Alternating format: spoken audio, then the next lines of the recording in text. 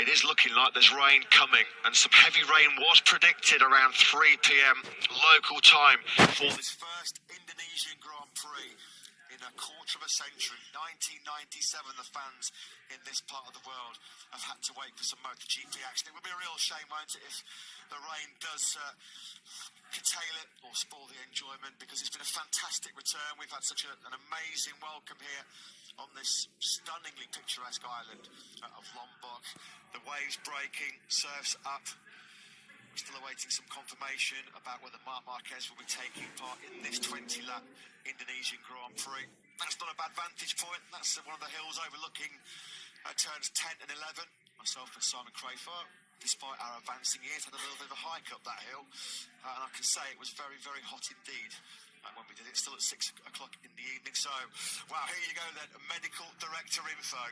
Marc Marquez has been declared unfit for the Indonesian Grand Prix due to a head concussion sustained in this morning's 20-minute warm-up session. If you join myself and Lewis and Simon earlier on today, pre-session warm-up, Marc Marquez had a violent high-speed high side on his Repsol Honda RC213V at turn number 7. His fourth crash of a bruising weekend for the 8-times world champion. And I'm sad to report that, unfortunately, on our much-anticipated, much-hyped return to Indonesia, the Indonesian fans will be denied the chance to witness one of their all-time heroes, Marc Marquez, race in this Grand Prix. Marc Marquez, then, the breaking news here in Mandalika. He has been declared unfit. We saw him when he finally did clamber to his feet after that crash. Clearly, he was staggering, he was unsteady on his feet. We do know this year, Dorna, the FIM and the International Race Team Association, they have implemented some new concussion protocols. Marc Marquez was airlifted to a nearby hospital. He has gone through the medical checks and he has sadly been declared unfit. We wish Marc, of course, a speedy recovery after a tough weekend. That was his fourth high-speed crash this morning, but Marc Marquez is out of the Indonesian Grand Prix.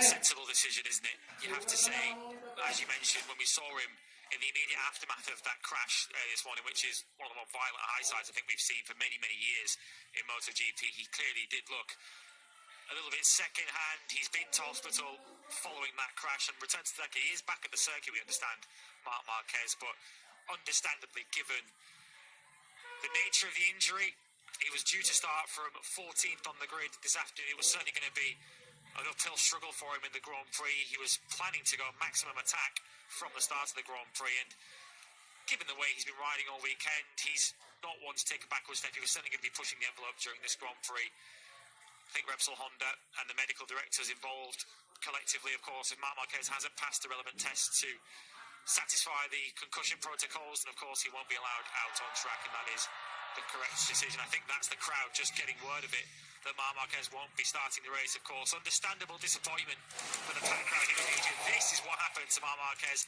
earlier on this morning. Coming through turn 7, the rear tires will come round and then violently eject him over the top. That was one of the scariest crashes any of us witnessed in many a year, if not the scariest we've seen ever. This was brutal. This was savage.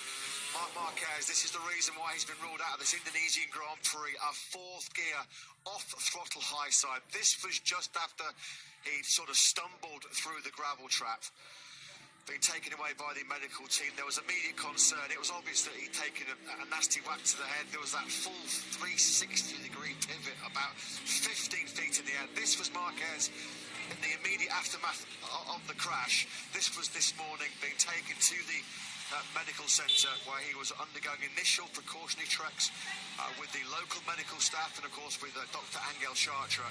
He then was taken to a nearby hospital on this island of Lombok. Here we go. This was Marquez that had been transferred by air ambulance. This was just for some precautionary checks, of course.